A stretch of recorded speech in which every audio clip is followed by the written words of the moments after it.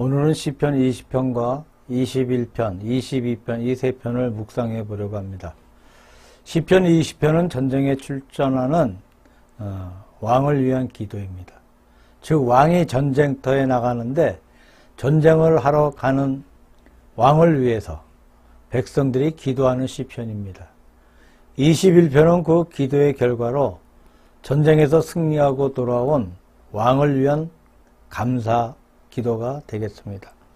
그리고 22편은 왕의 고난에 관한 노래입니다. 왕이 전쟁에서 혹은 여러 가지 위기 가운데 왕이 받은 모든 고난에 관해 고난의 뜻이 무엇인가를 노래하고 있는 시편이죠. 이 세 편에서 한 대목씩 따서 20편 1절에서 5절까지는 출전하는 왕을 위한 기도란 제목으로, 그리고 21편 1절에서 6절까지는 개선하는 왕을 위한 감사란 제목으로, 나머지 22편 22절에서 26절까지는 왕의 고난에 의라는 제목으로 말씀을 드리려고 합니다. 첫째로 시편 20편에 나와 있는 전쟁은 다윗 왕이 암몬과 더불어 전쟁했던 사건입니다. 이 사건은 사무엘하 10장, 11장에 그 내용이 기록되어 있습니다. 다윗의 1등은 처음부터 마지막까지 전쟁의 연속이라고 해도 과언이 아닙니다. 그러나 그런 전쟁들 가운데서 특별히 중요한 전쟁이 있었는데 그의 생애에 변화가 온 큰 전쟁들이 몇 번 있었습니다. 그 중에 하나가 암몬과의 전쟁이었어요.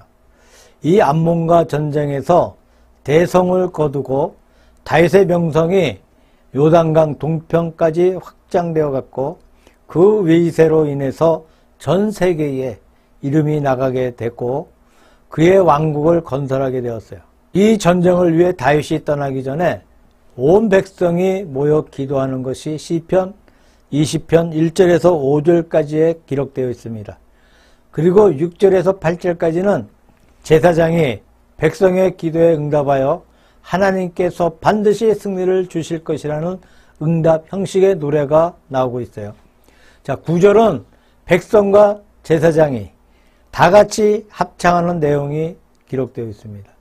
옛날부터 지금에 이르기까지 다윗만이 아니라 또 우리 기독교인들만이 아니라 세계 모든 나라에서 모든 종교에서 전쟁을 위해 특별히 기원하고 부르짖고 호소하는 모습은 얼마든지 찾아볼 수 있는 일이었습니다. 전쟁의 역사를 자세히 살펴보면 전쟁하기 전에 반드시 이길 것이라고 믿었던 나라가 오히려 패배하고 이름이 전혀 없는 무시를 당하고 있던 나라가 오히려 마지막에 승리를 거두고 역사의 패권을 잡게 되는 경우를 볼 수가 있습니다. 이전까지 패권을 잡고 있던 나라가 멸망해버리고 새로운 패권자, 새롭게 세계를 제패하는 나라가 나와서 새로운 역사를 전개해 나가는 경우를 역사 가운데 얼마든지 많이 찾아볼 수가 있습니다.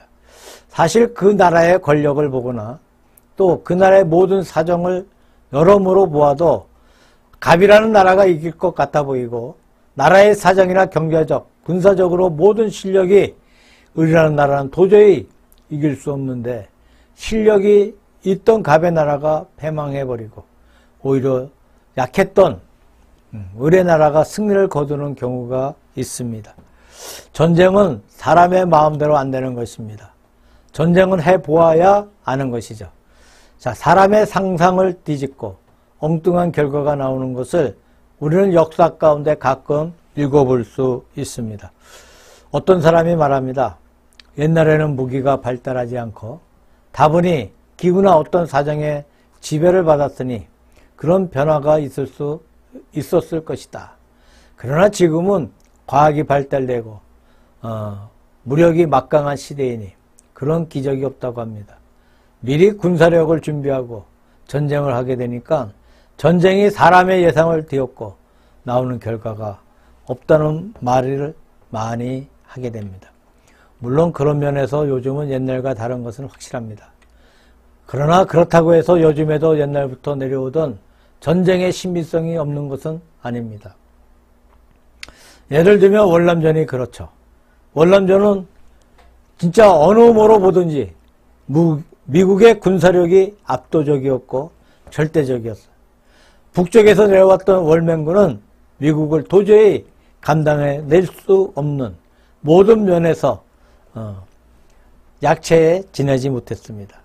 또 베트공이라고 불리는 군인들은 이제 나이가 불과 15, 16세 되는 소년들을 전쟁에 보낸 것이고, 미국은 당당히 훈련받은 많은 군인들이요, 무력이나 경제력이 도저히 비교할 수 없는데 미국이 아무리 애를 써도 월남전에서 패배를 했어요.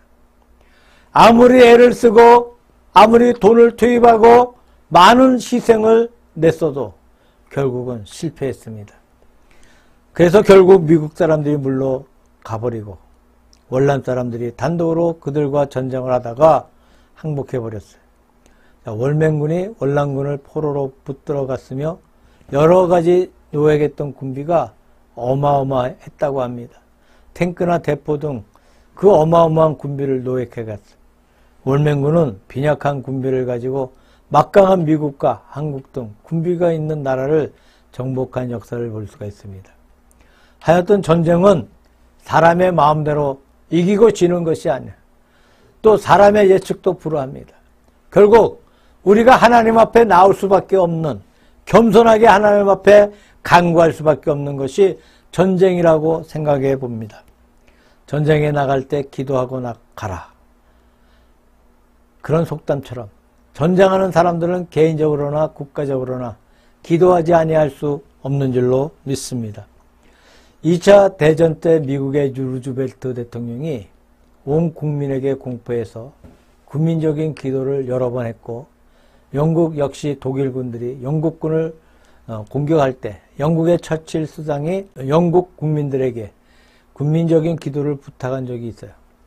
더구나 도보 해협에 투입했던 영국군을 철수시킬 때 처칠 수상이 특별히 기도를 부탁해 온 영국 사람들이 교회에 모여 종을 치면서 하나님 앞에 간절하게 기도해서 무사히 철수 작전에 성공했다는 보도도 생생하게 남아 있습니다. 자, 전쟁을 맞이할 때 기도한다는 것은 아득한 옛날부터 내려오는 이 사람들의 본능적인 행동입니다. 시편 20편 1절에서 5절까지 보게 되면 하나님의 이름이 여러 가지로 나와 있어요. 20편 1절에 보면 야곱의 하나님이라는 표현이 나옵니다. 그리고 5절 말씀을 보면 우리 하나님, 7절에 보면 여호와 우리 하나님이라는 이름이 나오고, 이렇게 세 가지 하나님의 이름이 나오고 있어요. 1절에 야곱의 하나님은 과거 역사적인 하나님의 이름을 가리켜 말하고 있습니다. 이스라엘 백성의 조상이었던 야곱, 이스라엘이 섬기던 하나님을 말합니다. 단신으로 외갓집으로 갔던 야곱은 베델 들판에서 하나님을 만나고 용기를 얻고 무사히 외갓집에 가서 결혼하고 자녀를 낳고 큰 부족이 되어 돌아왔어요. 그뿐만이 아닙니다. 야곱은 기회가 있을 때마다 하나님 앞에 단을 쌓고 기도를 드렸어요. 야곱은 실로 허물이 엄청 많은 사람이고 실수도 많은 사람이었지만 그가 이스라엘 백성의 조상이 되고 하나님의 큰 은혜를 받게 된 동기가 무엇입니까? 이렇게 그는 문제 있을 때마다 간절히 기도를 드렸고 기도로 모든 위기를 극복해 나가 이스라엘 민족의 조상이 된 줄로 믿습니다. 그런 과거의 사실을 회상하면서 하나님이 과거에 야곱을 돌보아 주신 것처럼 우리도 돌보아 주신다는 사실을 여기에서 말씀하고 있는 것입니다. 두 번째로 5절의 말씀에서 우리의 하나님이란 이름은 하나님이 야곱의 하나님만 되시는 것이 아니고 나의 하나님도 되시고 우리의 하나님도 되신다. 다시 말해서 현재의 하나님이시다 라는 말이에요. 과거의 역사를 인정하는 동시에 현재 나와 더불어 역사하고 나와 더불어 같이 계시고 내 길을 인도하시는 하나님, 현재 살아계시는 하나님이시라는 사실입니다. 파스칼이 하나님 앞에 회개한 후에 그의 옷기단에 글을 써 붙여 놓았습니다. 그가 하나님 앞에 회개하여 써놓은 글은 아브라함의 하나님, 이삭의 하나님, 야곱의 하나님, 그리고 나의 하나님입니다. 그렇게 옷에다 써 붙여두고 밤낮으로 옷을 입을 때마다 그 글귀를 읽어 보았다는 유명한 말이 기록되어 있습니다. 과거의 하나님을 우리가 분명히 믿는 동시에 현재의 하나님을 믿어야 합니다. 야곱의 하나님, 아브라함의 하나님, 다윗의 하나님, 바울의 하나님을 믿는 동시에 나의 하나님도 믿어야 하는 것입니다. 그 다음에 7절에 있는 여호와 우리 하나님이란 이름입니다. 이 이름 속에는 특별히 하나님과 우리와의 개인적인 관계를 강조하는 뜻이 들어있습니다.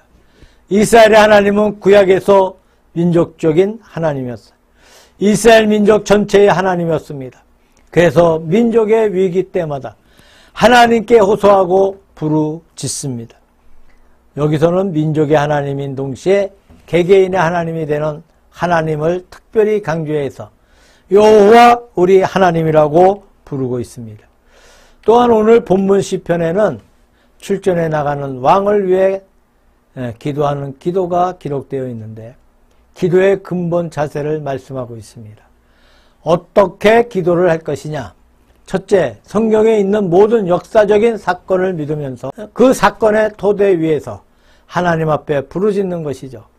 창세기와 출애굽기, 열왕기, 역대기 등의 역사서들을 볼 때에 하나님께서 전쟁 가운데 그들을 구원시켜 주신 역사가 얼마나 많은지 모릅니다. 우리는 그런 역사를 확실하게 붙들어서 믿는 신앙이 필요합니다.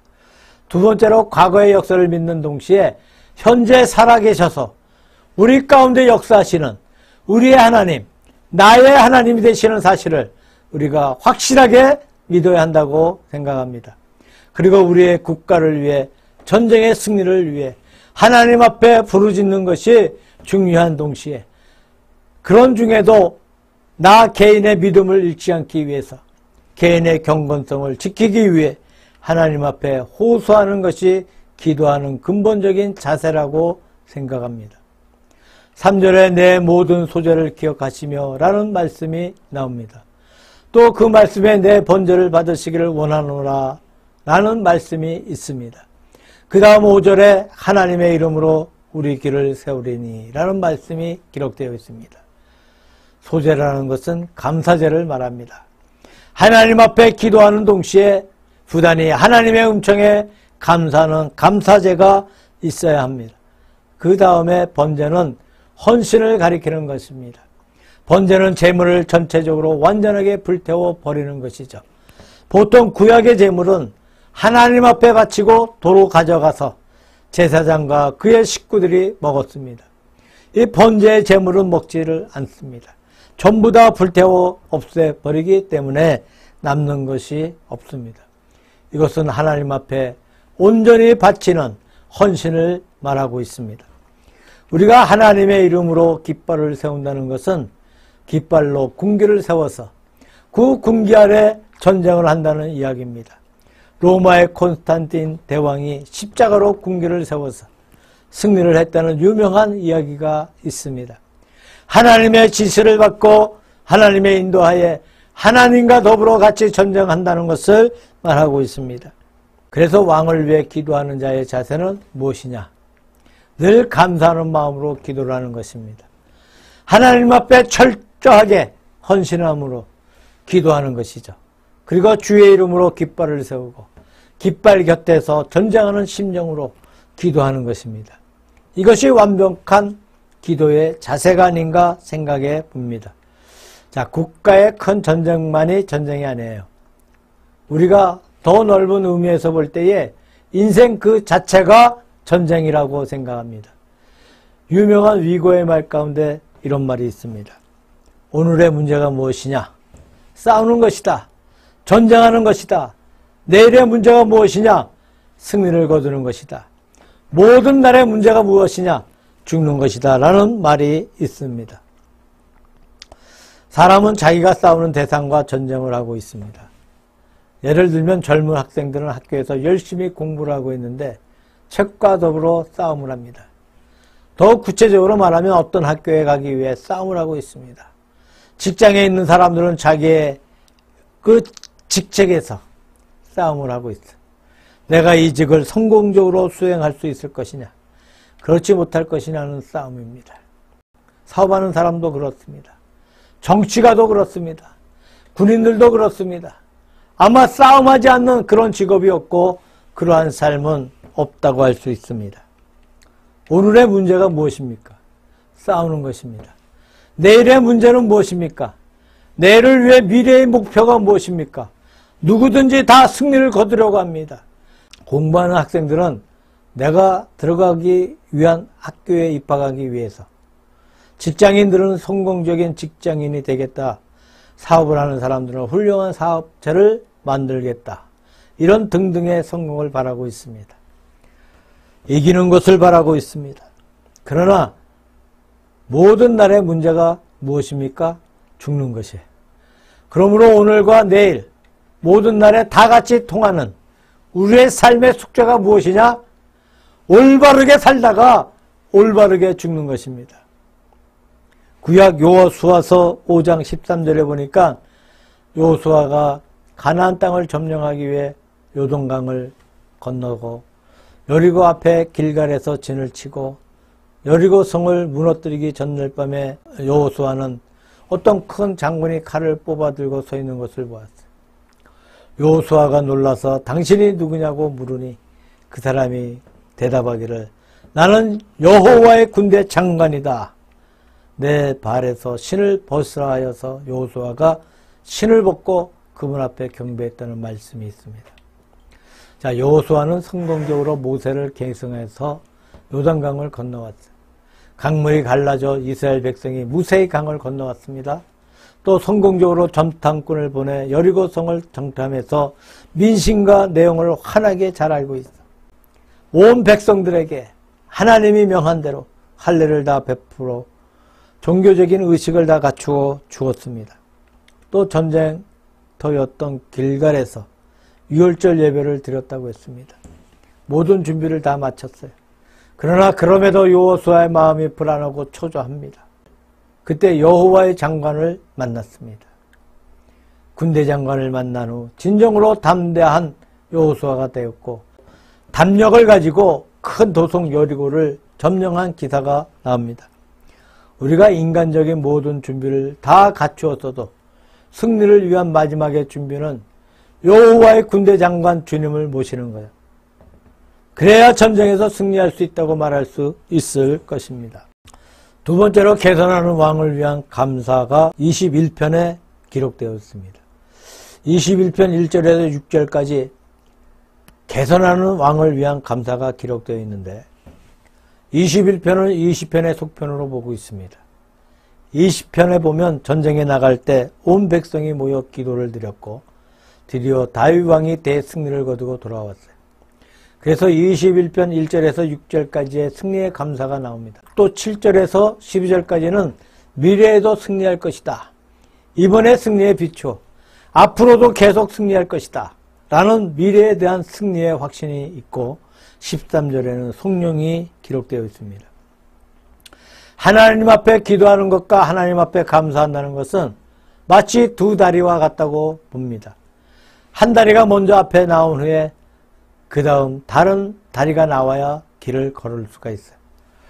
한번 감사하고 그 다음에 기도하고 또 그 다음에 감사하고 그 다음에 기도하고 이것이 반복되어야 한다고 봅니다. 즉 기도는 늘 하는데 감사는 도무지 안 한다면 무엇인가 잘못된 것이죠. 그저 아무 생각 없이 감사하다 고맙다고는 하는데 기도는 하지 않아. 그렇다면 감사도 허풍선처럼 진실하지 못한 감사라고 할 수가 있습니다.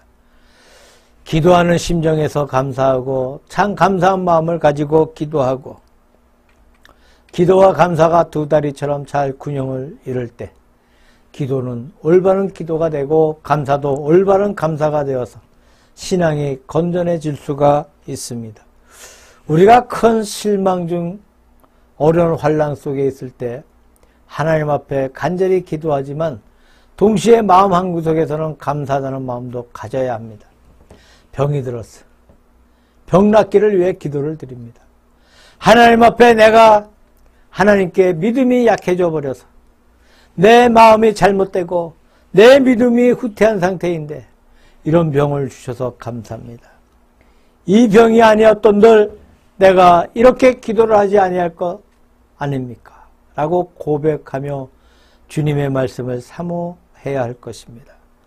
하나님 감사합니다 하는 마음을 가지고 기도해야 옳다는 것입니다. 자, 감사하는 마음 없이 그냥 기도만 한다면 그게 무슨 기도입니까? 일종의 원망이 됩니다. 왜 이 병을 내게 주셨습니까? 라는 말이 됩니다. 간절히 기도하는 동시에 마음에는 이 병으로 내가 감사합니다 라는 고백이 있어야 합니다. 가정에 문제가 있습니다. 그것을 위해 기도를 드립니다. 국가에 큰 환란이 있습니다. 그것 때문에 모여서 기도를 드립니다. 마땅히 기도해야 합니다. 그러나 다른 마음 한구석에는 감사하다는 마음이 있어야 한다는 것입니다. 또 기도도 하지 않고 그냥 감사하다 하면 올바른 감사가 될 수 없어요. 그래서 기도와 감사는 늘 균형을 이루어야 합니다. 다윗은 드디어 승리를 거두었어요. 승리를 거두어 하나님 앞에 큰 영광과 큰 감사의 제사를 드리고 있습니다.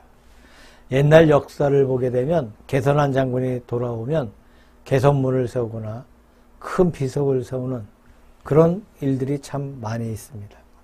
프랑스에 개선문이 있습니다. 아름답고 아주 육중하여 세계의 명소가 되고 있습니다. 나폴레옹이 전승을 거두고 그의 전승 기념을 위해서 만들어진 문입니다. 그야말로 파리의 중심가의 중심적인 유물이 되고 있습니다. 우리 한번 생각해 봅시다. 문화재가 예술품으로 좋습니다만 개선문의 목적이 무엇이냐? 그 목적이 하나님 앞에 감사하는 표시라면 좋은 것인데 그렇지 못하고 나폴레옹 자신의 그 위세를 드러내는 자신의 공로를 뽐내는 자기 자신을 더욱 높여 신격화하려는 것이면 좋은 것이 못 됩니다. 진실로 하나님 앞에 영광 돌리는 목적하에 이루어져야 합니다. 흔히 장군들이 놀라운 역사를 한 후에 그 다음에 좋지 않는 것이 많이 있어요. 영광을 하나님께 돌리지 아니하고 자기에게 돌리기 때문입니다. 메가도 장군이 인천에 상륙한 후에 하나님께서 이렇게 우리에게 승리를 거두게 하신 것을 감사드립니다 라는 감사기도부터 먼저 했다는 유명한 일화가 남아 있습니다. 이것이 바로 개선 장군의 올바른 자세가 아닌가 생각할 수 있습니다. 옛날 영국의 골든 장군이라는 분이 있었는데 그는 영국의 명장이었고 동시에 아주 돈독한 신자였어요. 그는 늘 자기 주머니 안쪽에다 성경을 넣고 다녔습니다. 그는 무기는 가지지 않고 지휘봉을 가지고 군대를 지휘했다는 말이 있어요. 심지어 어떨 때는 전쟁에서 총탄에 맞아 쓰러졌는데 죽지 않았습니다. 나중에 보니까 가슴에 총탄을 맞았는데 총알이 안쪽에 있던 성경 가운데 박혀 있어서 골든 장군이 살아났다는 이야기도 남아 있습니다. 자, 골든 장군이 예루살렘 성지를 순례한 적이 있었는데 이 성지 순례를 할 때에 이 골든 장군이 여관에서 성지를 바라보는 곳에 예루살렘 성 안에 성묘회라는 거룩한 무덤의 교회가 있습니다. 또 그 교회에서 빌라도의 관저까지 가는 14군데 정류소가 있고 비아돌로로사라고 불리는 고난의 길도 있습니다. 그런데 골든은 예수님이 진짜 십자가에 달리신 곳이 그것이 아니라고 느꼈는데 호텔에서 보니까 왼쪽에 높은 산이 골고다 산이라고 느껴졌어요. 그 산이 골고다 산이라 느낀 이유는 첫째, 그 산의 모양이 해골처럼 생겼습니다. 골고다라는 뜻은 해골이거든요. 산 모양 자체가 해골처럼 생겼다 해서 그런 이름이 붙였다고 합니다. 그래서 골든 장군이 이곳이 진짜 예수님께서 십자가에 달리신 곳이라고 그렇게 단정을 해서 지금도 그것을 골든 갈보리라고 말합니다. 물론 골든의 주장이 꼭 옳다고 볼 수는 없지만 지금 대체로 개신교의 학자들은 골든 장군의 말을 따라서 골든 갈보리를 진짜로 보고 있습니다. 하여튼 골드는 장군이고 신약자도 아닌데 그런 사실을 말했다는 것을 볼 때에 그 장군이 얼마나 경건한 사람이었는지, 하나님의 말씀을 얼마나 깊이 탐구하는 분이었는지를 잘 알 수가 있습니다. 이와 같은 승리로 인해서 하나님 앞에 영광을 돌리고 모든 공격을 하나님 앞에 감사하는 것이 전쟁하는 왕에게 두 번째 필요한 조건인 줄로 생각합니다. 세 번째로 고난당하는 왕의 기도가 22편에 기록되어 있는데 22편은 왕이 고난 중에 하나님 앞에 기도하는 기도문입니다. 1절에서 21절까지에는 고난 중에 호소가 기록되어 있고 22절서 26절까지는 하나님의 응답을 받은 후 응답에 대한 감사가 기록되어 있습니다. 그리고 27절에서 37절까지 마지막에는 열방이 주님을 경배하게 된다는 사실을 말하고 있어요. 다윗은 암몬과 전쟁을 위해서 그의 모든 전쟁을 통해서 또 전쟁 외에도 그의 일생을 통해서 진실로 많은 고난을 받았던 사람입니다. 왜 고난이 있었던가? 왜 다윗 같은 경건한 하나님의 백성이, 하나님의 자녀가, 경건한 왕이 고난을 받아야 했던 것이냐? 고난은 진실로 우리 믿는 사람들을 겸손하게 만들어줍니다. 우리가 고난 없이 모든 것이 잘 되기만 한다면 자기도 모르게 교만해져 버립니다. 나도 모르게 내가 하나님인가? 그런 교만한 마음을 가지기가 대단히 쉽습니다. 두 번째로는 우리가 고난을 맞이함으로 오직 하나님을 철저하게 의지하게 된다는 거예요. 고난을 통해서 내가 할 수 없구나. 나는 의지할 상대가 없구나. 이렇게 느끼면서 전적으로 하나님 앞에 의지하는 신앙의 삶이 되는 것입니다. 고난을 통해 오히려 하나님 앞에 영광 돌리고 오히려 하나님 앞에 더 의지할 수 있는 믿음의 삶이 이루어집니다. 교회의 역사 가운데 콘스탄틴 대왕이라는 분이 있습니다. 로마를 통일한 사람이죠. 그가 로마를 통일할 때에 고전하면서 아주 어려운 궁지에 몰려서 간절히 기도하는 가운데 하나님의 음성을 들었어요. 이것으로 궁기를 삼으라. 그래서 콘스탄틴 대왕이 모든 궁기를 없애버리고 십자가로 궁기를 만들어 전쟁에서 승리를 거두고 로마를 통일했어요. 그 다음에 로마를 기독교 국가로 만들고 지배하던 로마 제국을 그리스도의 복음으로 복음화하는데 크게 이바지해서 기독교 복음화에 이바지한 왕이 된 것을 볼 수가 있습니다. 그런데 이 대왕이 장자를 죽인 사실이 있어요. 옛날에 궁중에서나 정치가의 세계는 흔히 있을 수 있는 사건입니다. 대왕이 그 사건 때문에 대단히 마음의 고통을 받았어요. 그래서 이 고통을 면하기 위해 철학가에도 말하고 이방 종교가를 찾아가기도 하고 아무리 해봐도 마음의 고통에서 해방되지 못합니다. 그가 마지막에 교회에 가서 설교를 듣는 가운데 자기의 죄를 자복하고 완전한 용서를 받았어요. 그래서 철저한 그리스도인이 되었고 로마를 통일하고 로마 전체를 기독교 국가로 만드는 위대한 대업적을 이루겠던 것을 볼 수가 있습니다. 그런 기독교 역사에서 위대한 공을 끼친 줄로 생각합니다. 우리는 물론 큰 전쟁을 하는 것은 아니지만 전쟁을 하는 왕을 위한 찬미 속에서 우리의 일상생활의 작은 사건들을 위한 교훈을 배울 바가 진실로 많다고 생각합니다. 문제를 맞이할 때 전쟁을 하는 왕을 위한 기도처럼 하나님 앞에 번제를 바치면서 여호와 이름으로 군기를 세우는 심정으로 주의 길을 따라가면서 기도를 드려야겠습니다. 모든 일이 잘 풀릴 때 하나님 앞에 영광을 돌리고 개선의 감사를 드리는 것을 우리가 배워야 되겠습니다. 그리고 우리가 모든 어려운 일을 당할 때 그것이 하나님의 선물인 줄로 믿으며 하나님만 철저히 의지하는 믿음을 가지시기를 우리 주 예수 그리스도의 이름으로 축원합니다.